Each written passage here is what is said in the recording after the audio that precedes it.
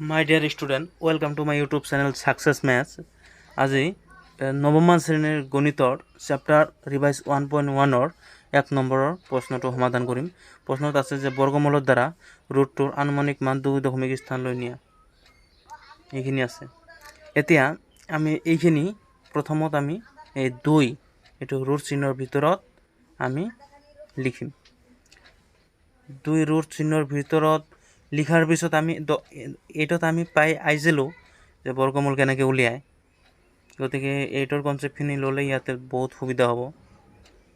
এইটো ধুনীয়া কৰি আমি জাতীয় বিদ্যালয় বা শংকৰদেৱ বা সৰ্বশিক্ষা সেৱাৰ কিতাপতো ধুনীয়া কৰি দিয়া আছে। গতিকে 2 লিখিলোঁ, দশমিক দিলোঁ, আৰু যেহেতু আমাৰ 2 আছে 0 0 0 দিলে অলপ ভাল হয়, কিয় ওপৰৰ পৰা দুটা কৰি 0 নামি আহিব আৰু সফলৰ পৰা জোৰ হৈ আহে। সেইকাৰণে আমি এনেকৈ লৈ ল'লোঁ। এতিয়া আমি চাম ইয়াতে 2 আছে, 2ক আমি এনেকুৱা এটা সংখ্যা দি পূৰণ দিম, ইয়াতো একে সংখ্যা দি দিম।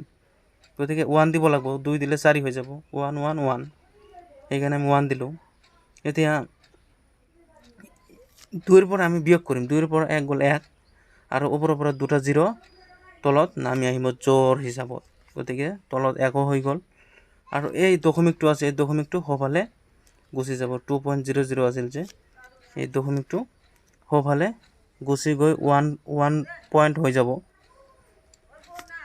1 পইণ্ট হৈ যাব। গতিকে 2.00 সেই পইণ্টটো সেইফালে উঠাই ল'লোঁ, আৰু 1ৰ ডাবল হৈ গ'ল, 1ৰ ডাবল 2 হৈ গ'ল, কাৰণ 2 দি পূৰণ দিব লাগিব।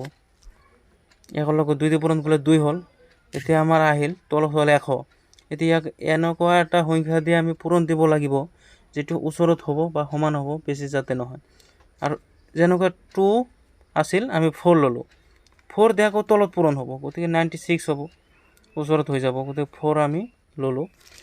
1ৰ পৰা 96 গ'লে থাকিলে আমাৰ 4, গতিকে বিয়োগ কৰিলে 4 হ'ল। দশমিক আছে, আকৌ 2টা 0 তলত নামি আহিব, 400 হৈ গ'ল। এতিয়া 2 4 আছে যে এই 4ক আমি 2ৰে পূৰণ কৰিব লাগিব। 4ক 2ৰে পূৰণ কৰিলে 8 হৈ যাব, আৰু বাওঁফালৰ 2টো 2 থাকিব, অৰ্থাৎ 2 8 হ'ল। 2 8 হোৱাৰ পিছত এতিয়া ইয়াক আগৰটো নিচিনা এনেকুৱা এটা সংখ্যা দি পূৰণ দিম যাতে ওচৰত হ'ব বা সমান হ'ব। গতিকে ইয়াক 2 দি দিলেও বহুত ডাঙৰ হৈ যাব, 1 দিব লাগিব, 281।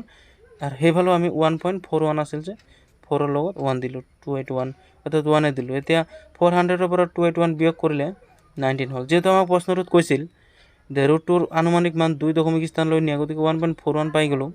গতিকে এইখিনি আছিল আমাৰ ইয়াৰ প্ৰশ্নটোৰ সমাধান। গতিকে ইয়াতে লিখিম ৰুটটো ইকুৱেল টু 1.41।